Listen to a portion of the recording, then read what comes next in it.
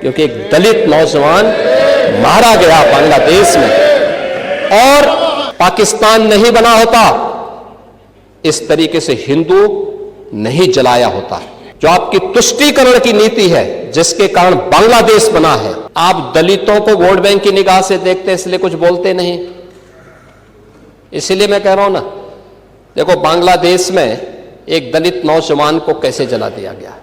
आप लोग गाजा पट्टी में होने वाले किसी भी उस पर आंसू बहाते हैं, लेकिन आपकी जबान से एक शब्द नहीं निकल रहा है, क्योंकि एक दलित नौजवान मारा गया बांग्लादेश में और उस नौजवान के मरने पर आपकी जबानें सिल चुकी हैं, क्योंकि आप उसको केवल वोट बैंक के रूप में इस्तेमाल करते हैं।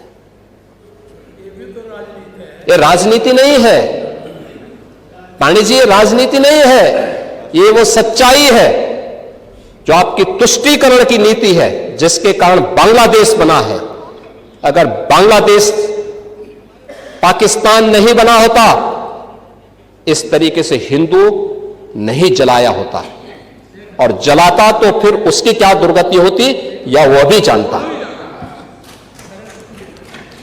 ये सुरक्षा की गारंटी वहां मारे जा रहे हैं हिंदू, आप लोग नहीं बोलेंगे। एक कैंडल मार्च निकाल के चलते हैं गांजा के मुद्दे को लेकर के, लेकिन पाकिस्तान और बांग्लादेश में हिंदू मारा जाता है तो आपके मुंह बंद हो जाते हैं, क्योंकि मरने वाला हिंदू है, दलित है, आप बोलेंगे नहीं। और यही सच्चाई है। निंदा प्रस्ताव पारित होना चाहिए और यह प्रस्ताव नेता विरोधी दल की तरफ से आना चाहिए कि इस घटना की हम भर्त्सना करते हैं और बांग्लादेश सरकार को इस बात की चेतावनी देता हूं। और इसीलिए हम कह रहे हैं, नोट करना, ये चीजें होनी चाहिए और हमारा भी प्रयास होना चाहिए।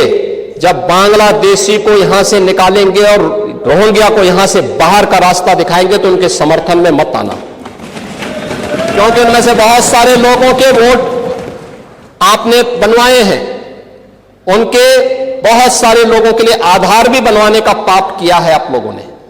इसलिए इन चीजों को ध्यान में रखना और एक एक चीज की स्क्रीनिंग होगी,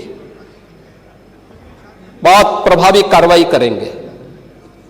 हमारे ही देश में रह करके हमारे लोगों के खिलाफ अपराध और वहां पे निर्दोष हिंदुओं पर अत्याचार करोगे, निर्दोष सिखों पे अत्याचार करोगे, यह स्वीकार्य नहीं हो सकता है।